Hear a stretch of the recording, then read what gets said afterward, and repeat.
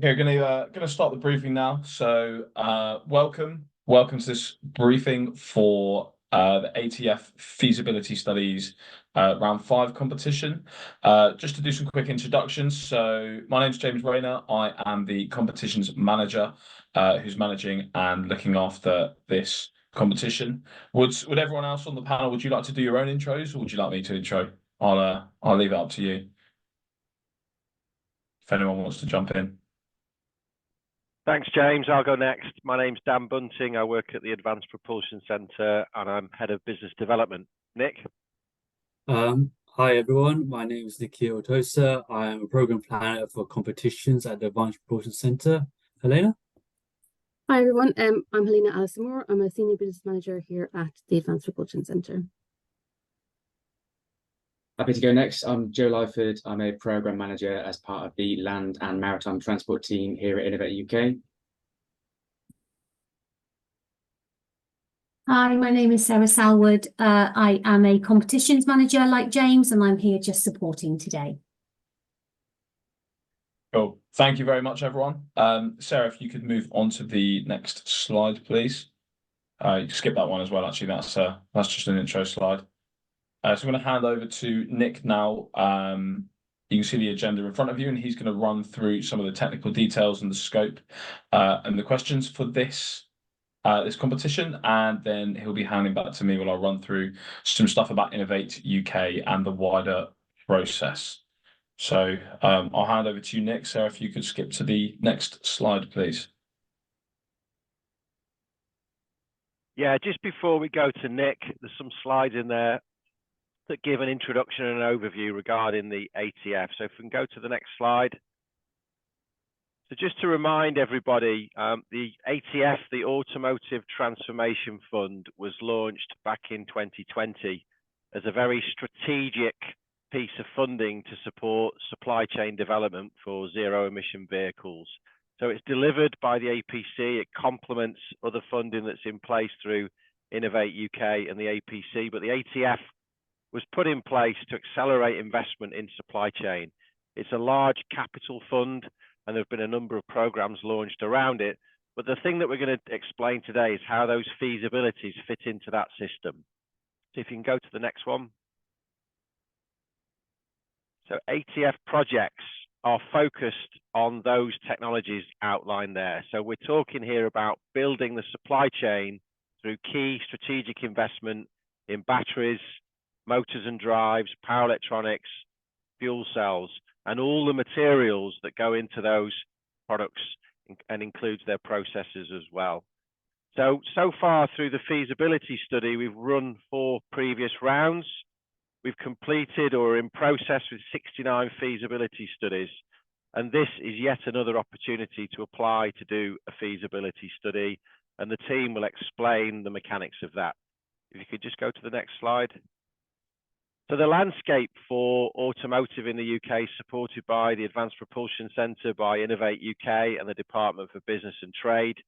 We encourage you to reach out to us as an organisation. We can help with your projects.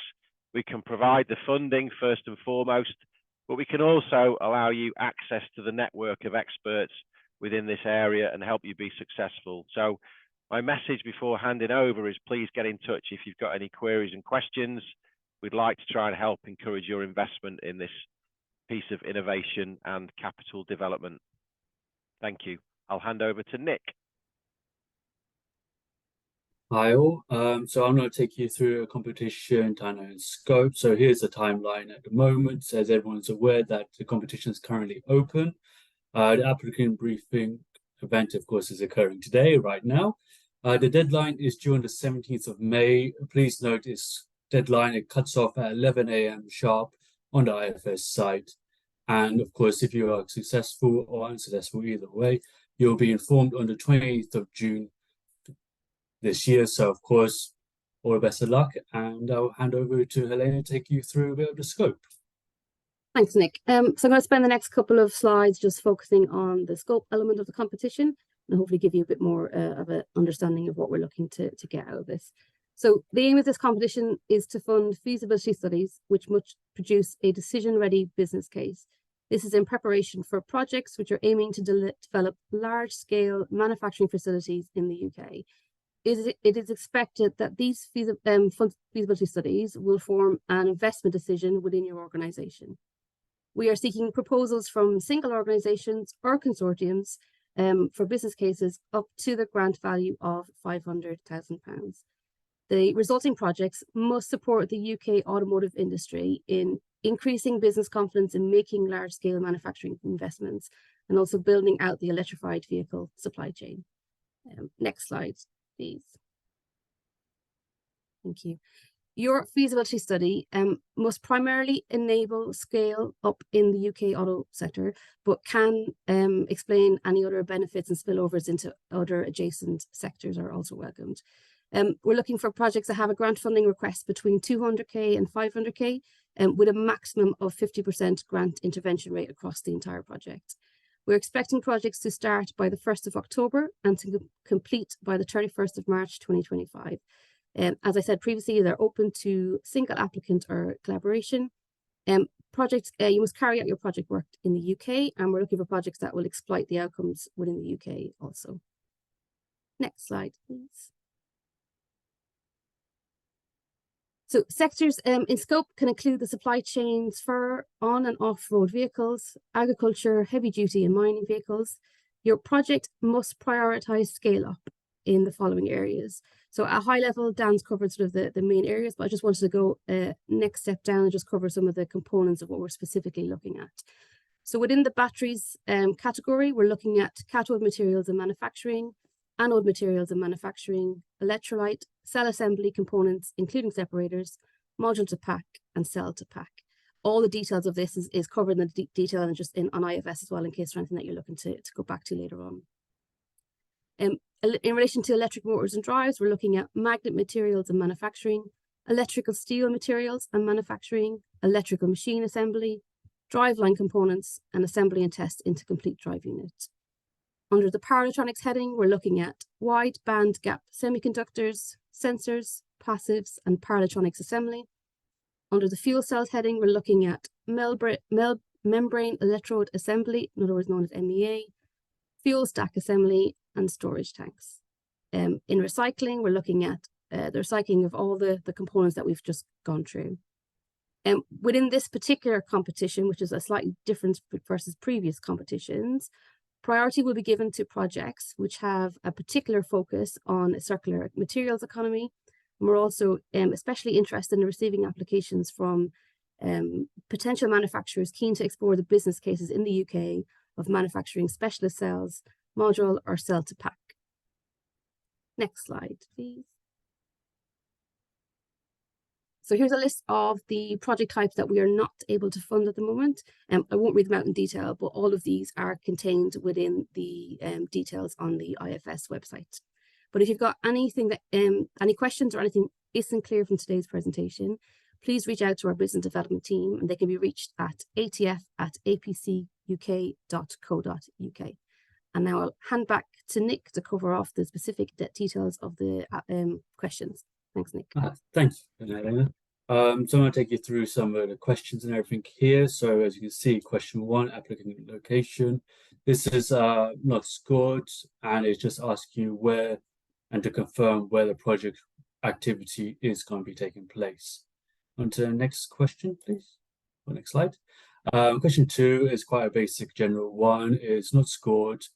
Asking you, will there be any animal testing with your proposed project?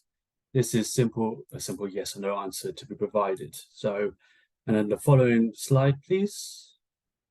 So question 3 is another question, not scored. This is a confirm contact details of the marketing and communications for a project lead. This will be so that both APC and DBT can contact the correct person should you be successful.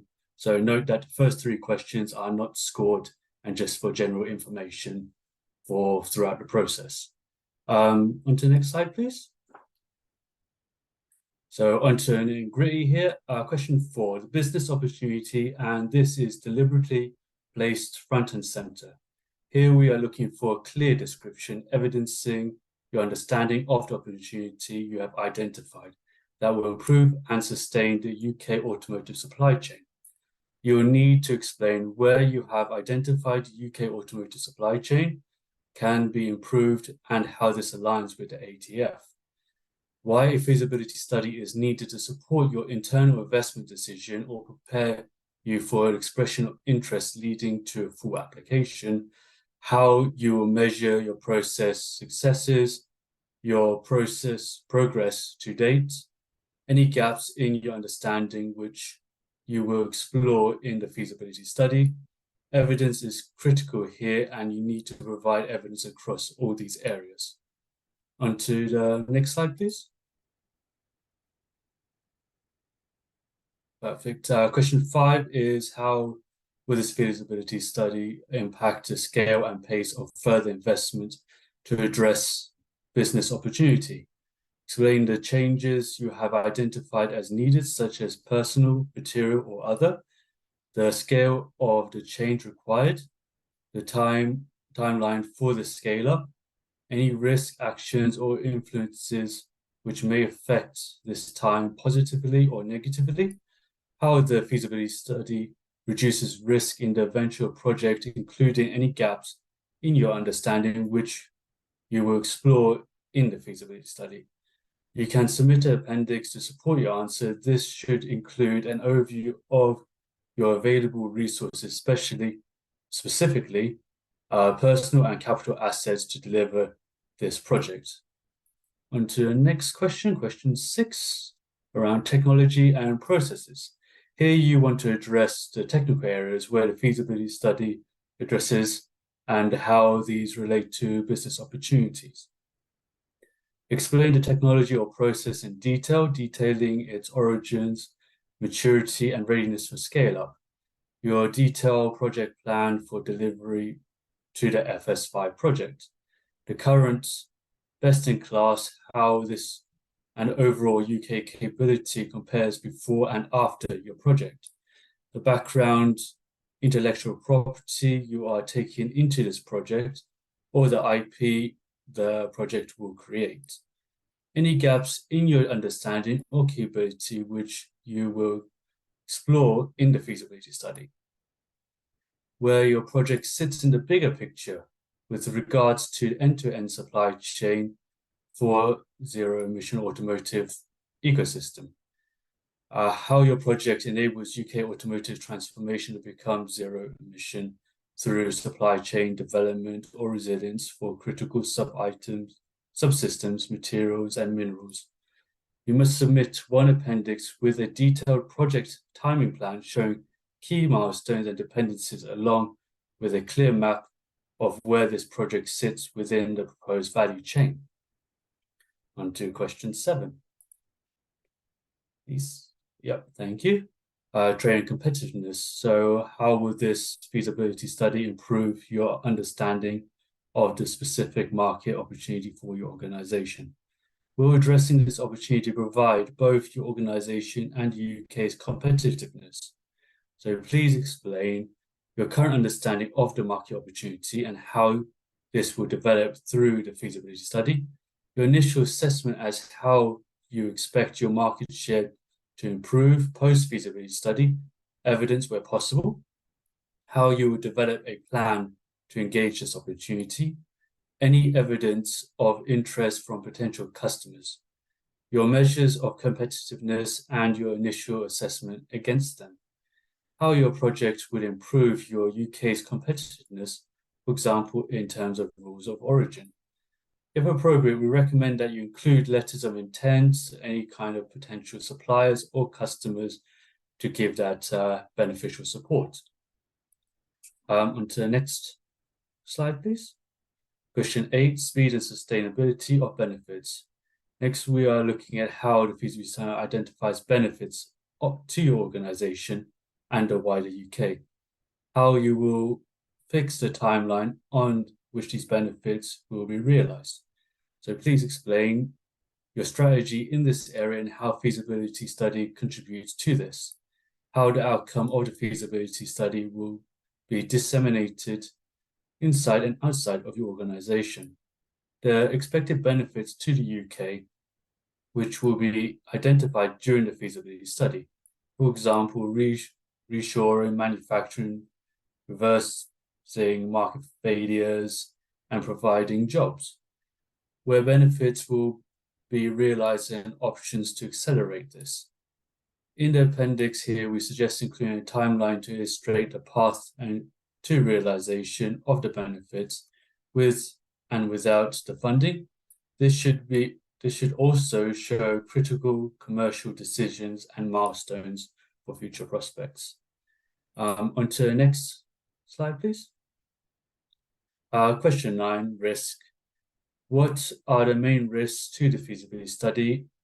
Producing a decision-ready business case, bit of tongue twister there for me. How will this feasibility study highlight risks to follow on investments in the UK?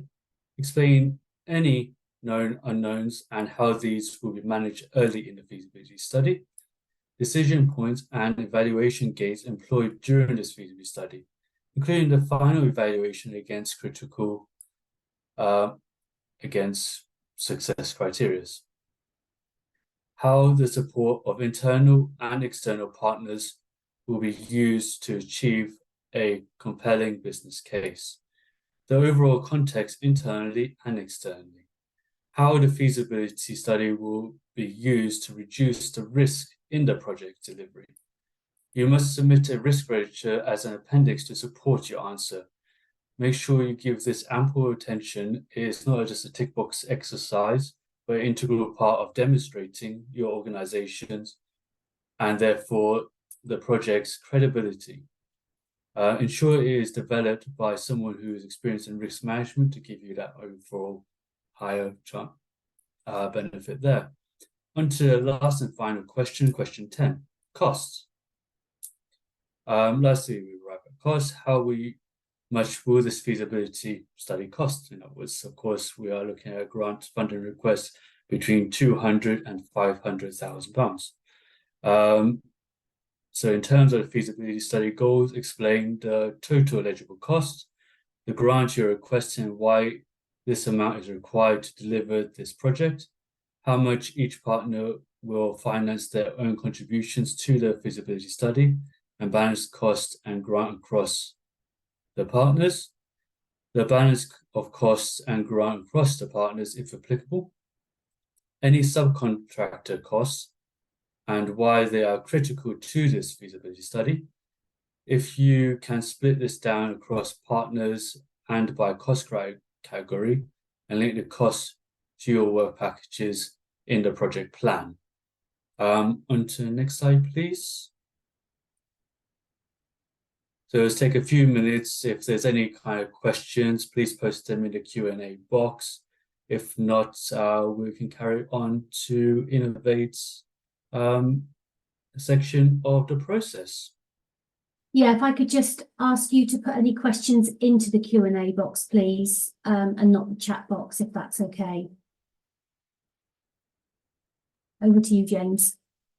Yes, and Nick, we've got one question. Well, it doesn't necessarily have to be Nick, but to all of the panel, we have one question so far. Are research organisations welcome to apply? So I don't know who wants to answer that. I can take that one if that's okay. So the feasibility study must be led by a business. So in terms of this feasibility study, research organisations can be involved as a collaborator, but not as a lead on the project. Cool, thanks, Helena. We have another one, although this hasn't been posted in the Q&A. It was put in the chat, but I'm going to read it out anyway so we can get an answer. In cost, do we have to mention the... Oh, there we go. It's in the Q&A now.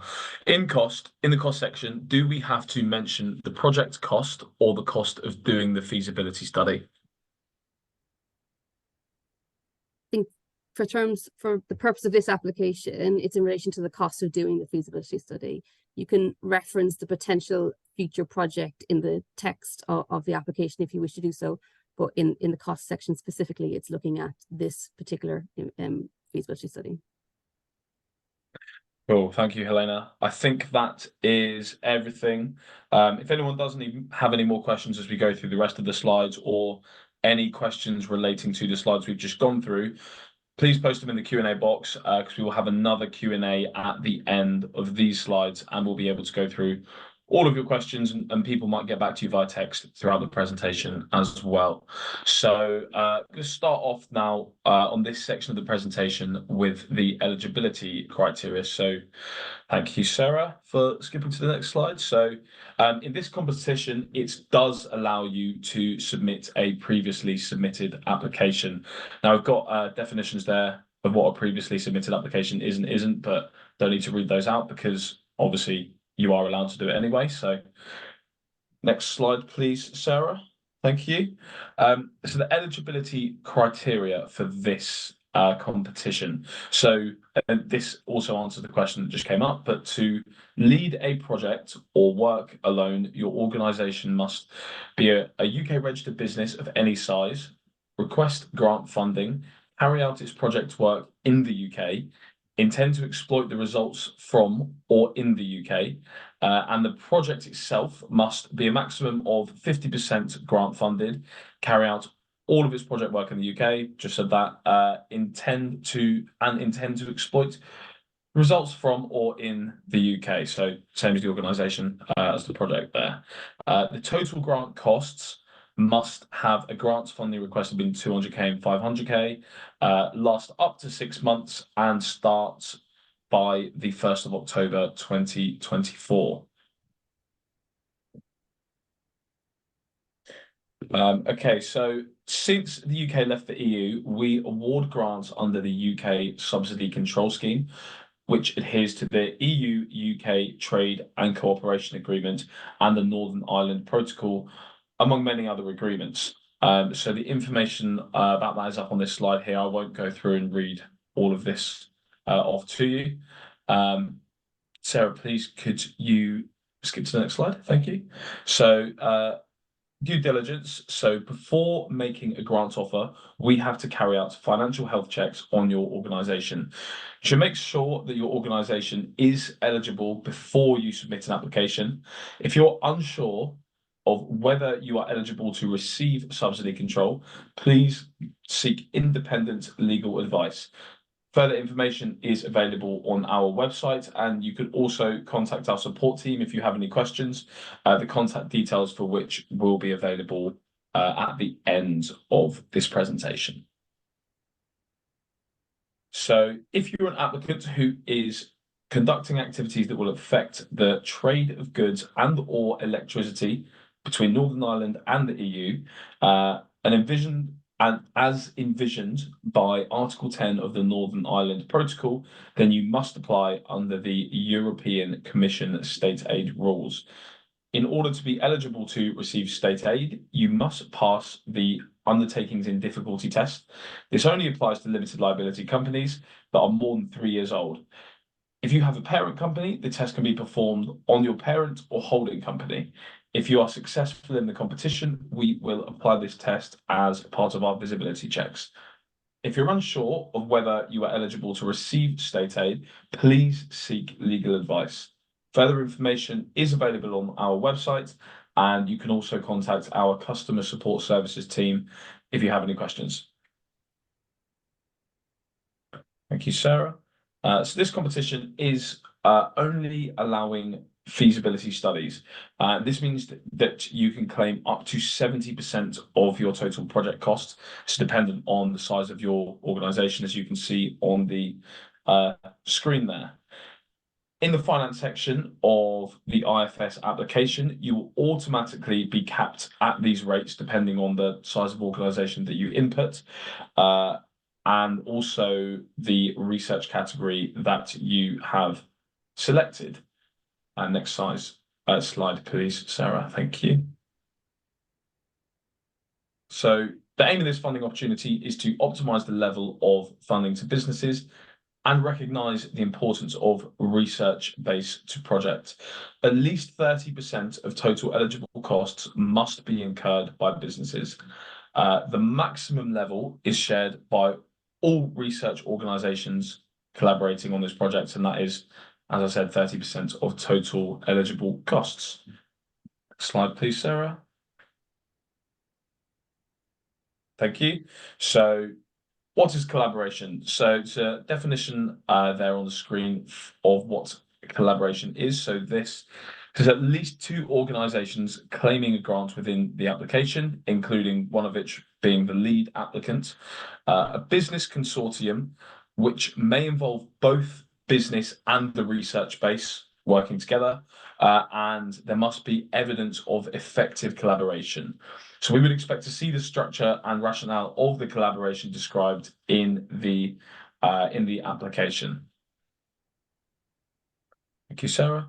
There's no restrictions on the number of applications on which an eligible organization can be a lead or partner in. So if you have applied and been successful in Innovate UK before, that's okay. You can still apply for this competition.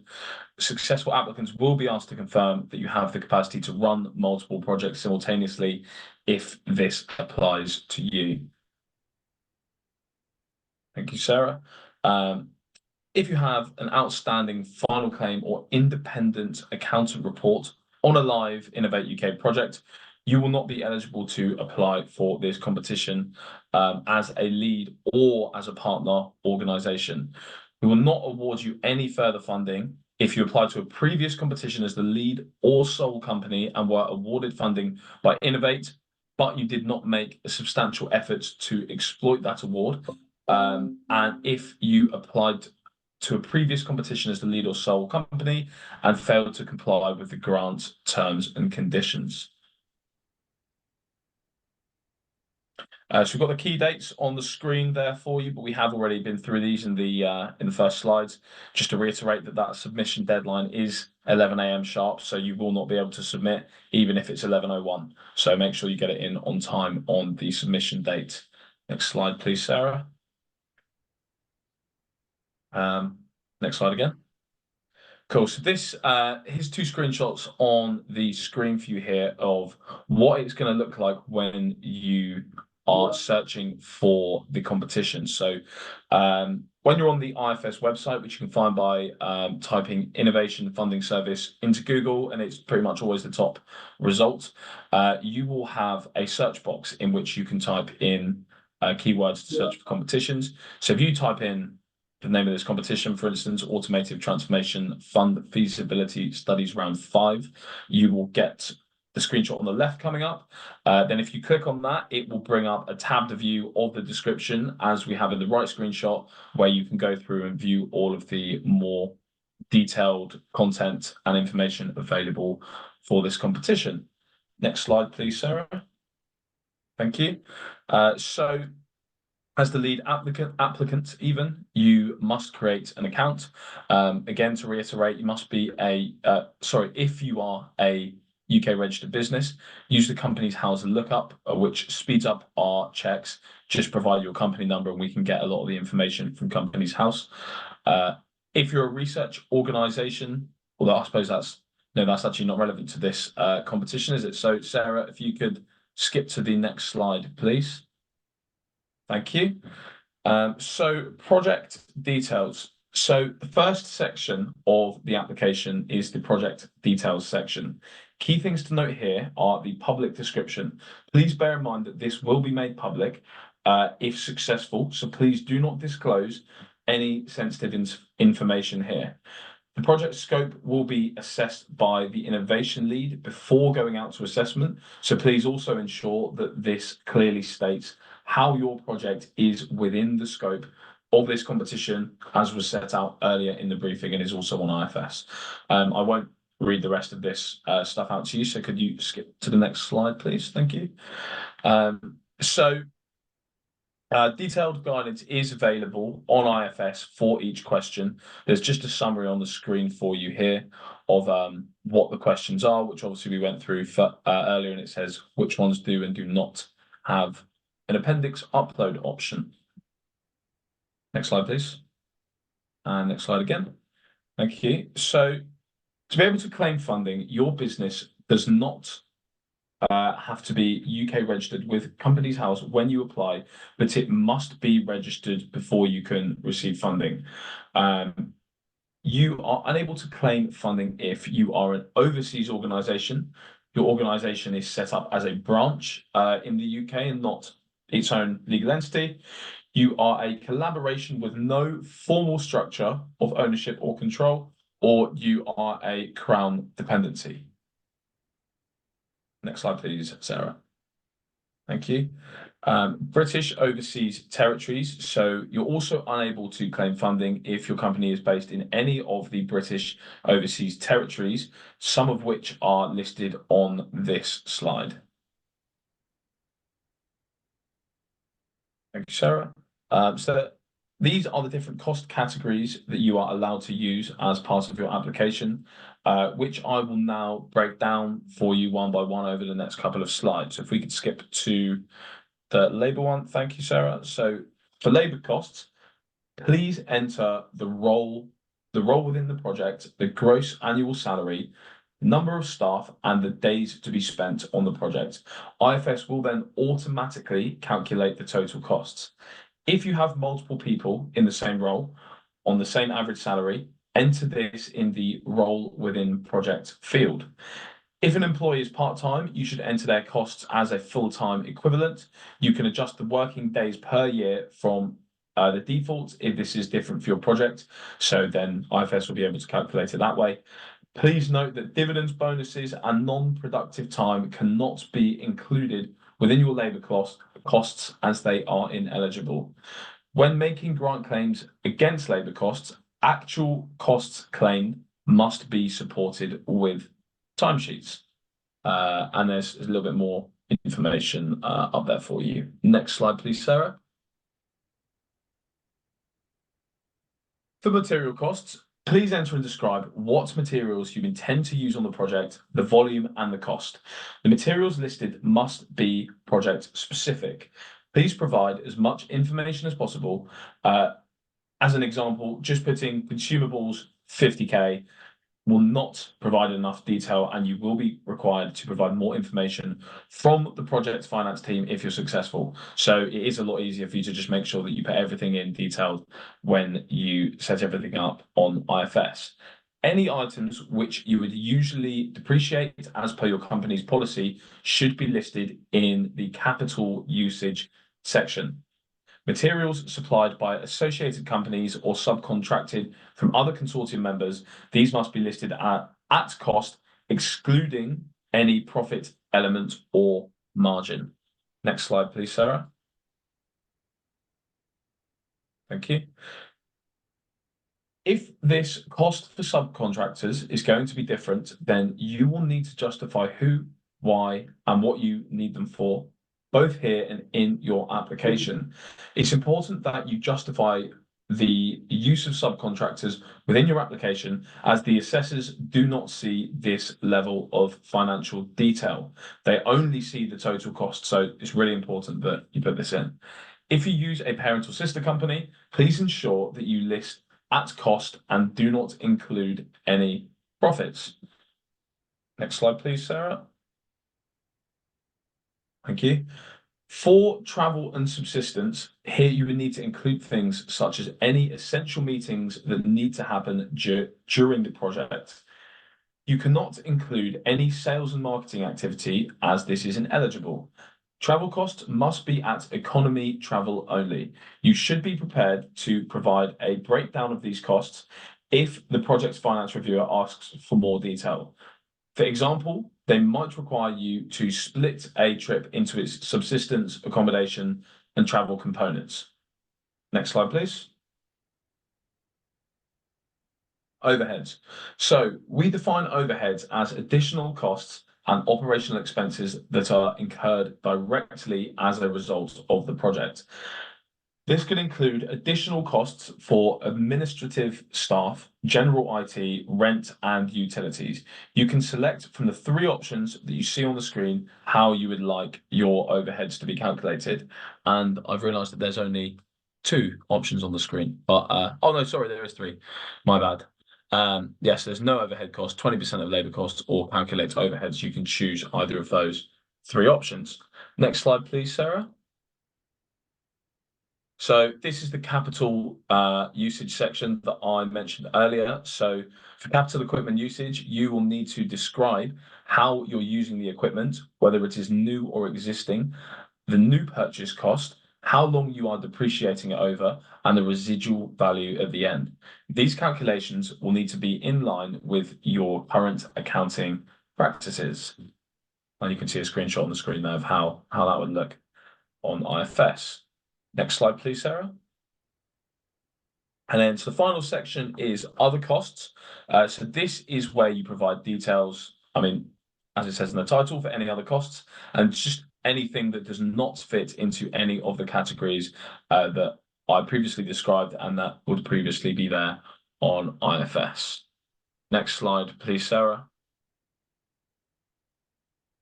Thank you. So the finance summary table is a summary of the project costs available to all organizations in the project. You will not be able to see any more detail or breakdowns of anyone else's costs. You must make sure that your total in the funding source column is between 200K and 500K. So this is obviously the summary and the addition of everything from all the previous categories we just spoke about. And you have to make sure that when this is calculated by IFS, it is between 200K and 500K. Otherwise, your application, it will not end up being successful. Please note that any costs entered into the other public sector funding column will be deducted from your total, your funding source total. Next slide, please, Sarah. As I previously mentioned, the level of funding awarded will depend on the type of organisation and the type of research being undertaken in the project. IFS will calculate your grant percentage based on your answers inputted, and remember this is partly dependent on whether it's a micro, small or medium organisation, and some other things as well. Next slide, please. Yeah, so that's that top right box there is as I was just talking about, and there's some other things on there explaining how your costs can be calculated by IFS. Thank you, Sarah, for highlighting that. Next slide, please. So academic partners. Next slide, please. Academic partners in your consortium will need to complete a JES form, which they should be familiar with. This form validates costs for us. Innovate UK don't have access to the JES system to extract the information ourselves, which is why this needs to be sent to us.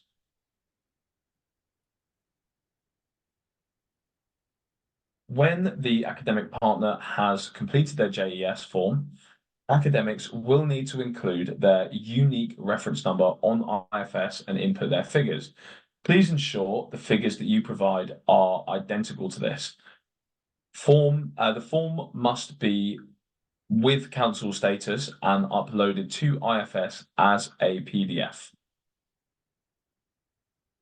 So we're now going to have a little look at actually how to submit your application on IFS. So checking that your finances are complete. So for collaborative applications, IFS will highlight to the lead applicant, any partners who have outstanding project finances yet to complete. All finances must be included in the application before the lead applicant can actually submit the application. IFS will also check that your research participation costs are within the required limits. IFS, however, does not validate project costs. It's your responsibility to ensure that all costs are within the eligible total project costs as stated in the brief and guidance and in this briefing webinar. Next slide, please. So if you find that you need to edit your application after it's submitted, this is possible. First, you need to reopen your application. On your IFS dashboard, you will see the option to reopen as shown in the screenshots in this slide. You see the reopen button there. The option to reopen is also visible on your application status page. Once reopened, you can make changes to your application, but when you've finished, please remember to press the resubmit button. just click on the green review and submit button, review your application once more, and then click the final submit button. This is very important. Please make sure you resubmit it, otherwise that can lead to other issues down the line. Next slide, please, Sarah. So we are able to track site usage and submission uploads. This table, or this graph, I should say, shows the number of applicants submitting their proposals each hour leading up to the 12 noon deadline that we used to have. Remember, that is now 11 a.m. Please note that the deadline, sorry, no, that's just read the wrong bit out. As you can see, the majority of applicants leave it to the final hours. We strongly recommend submitting your application early in good time to avoid any last minute technical issues, because as I said earlier, the 11 deadline is a hard deadline. So please submit as early as possible. You don't want anything to go wrong. Can you skip to the assessment slide, please, Sarah? Thank you. As you can see from this slide, assessors will score each section of your application. The scores given by the assessors will then be moderated by Innovate UK, and any outliers will be identified. Any outliers identified even will be checked, and they will be removed if deemed necessary. There is further information on the assessment process available on our YouTube video. Video can be accessed at the top of the How to Apply tab. Next slide, please. And next slide again. So if you are unsuccessful in this competition, you can use the feedback from the assessors to develop your idea and apply into another competition that allows previously submitted applications. Similar to this one, how I explained earlier that you can apply if you have previously applied. If you're successful in this competition, you will be assigned a delivery executive who will guide you through the project setup process.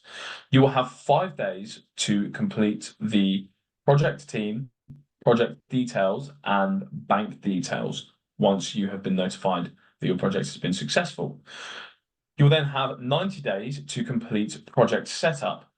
Funding may be withdrawn if this is not completed within this time frame, so it is very important that you do everything on time. Next slide, please. Thank you. All communication throughout project setup will be through IFS, and the lead applicant must provide collaboration agreements and exploitation plans if applicable.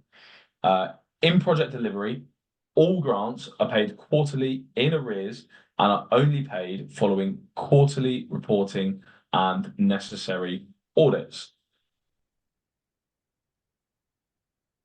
Next slide, please. Thank you. So there is some additional support available as well as just the grant funding. So Innovate UK Business Growth, previously known as Innovate UK Edge, will contact you with the potential of working with an innovation and growth specialist from the business growth team. These specialists focus on growing innovative businesses and ensuring that projects contribute to their growth. So this is it's a little bit like a sort of a business coach or a business mentor that will help you to work on your project and build things up as they go, to help you really, really utilize that grant funding. Next slide, please, Sarah. So as I said, working one-to-one, the Innovate UK Business Growth Specialists can help you to identify your best strategy and harness the world-class resources to grow and achieve scale. Next slide, please. So now we are going to go to a Q&A. If you have any questions you haven't already posted, please could you put them in the Q&A chat box on Zoom. Sarah, could you skip to the next slide, please? So we've got the contact info up, just for people's info, and then we'll go through. Thank you. So the contact information is there, as I said earlier, and I'll leave that up on the screen in case anyone needs to write it down, and we will go through the Q&A. So The first question that I've got says, can the project look at comparing the UK as an investment location compared to other global regions? Does anybody want to jump in and answer that question? Yeah, so the simple answer is yes. We do actually encourage this activity because a feasibility study needs to look at the cost of the investment in the UK, but it is important for the business case to move forward to understand how that is competitive versus other locations, and it is part of the process if you were to submit an expression of interest for a large capital project. So yes is the answer for that. And then I'll take the next one as well. These feasibility studies are to generate business cases. We are not looking for technical feasibility studies. However, if you've got other information in terms of innovation, technical maturity, bring those into this study, but it's not there for funding that activity specifically. Cool. Thanks, Dan. And the final question I've got in the Q&A box says, for subcontractor costs, I understand that this will be the consultant involved for doing the feasibility study. Is it a requirement that the consultant / subcontractor be based out of the UK? So I think in the UK. Yep, I can take this one. So the preference is for the subcontract cost to be based in the UK. However, if there is a explicit skill or content that you cannot access within the UK, then we are open to having subcontracts from outside the UK. However, you have to provide a strong justification as to why it is not in the UK and the reasons behind that. So it is allowable, but you need to have a strong justification behind it. And we don't normally allow cost, the cost element, as in it's cheaper to go abroad. We would never allow that normally with subcontractors. Cool. Thank you both for that. So I'm not seeing any more questions. We have had a few minutes to give people the opportunity to post. So I think we will call the webinar at the end there, just to let you know that if you have any questions, whether you've applied or before you apply or during project setup or anything, you can contact the customer support services, which are on the bottom half of this slide there. There's the phone number, email addresses. And if you need to contact the Advanced Propulsion Centre, please email atf@apcuk.co.uk with any questions that you have. Does anyone else on the panel have anything else they'd like to add before we bring this to a close? No? Cool. Well, thank you. Thank you very much to everybody who has attended. And thank you to all the panelists. And yeah, we very much look forward to receiving your applications. Thank you. Thanks, everyone. Everyone.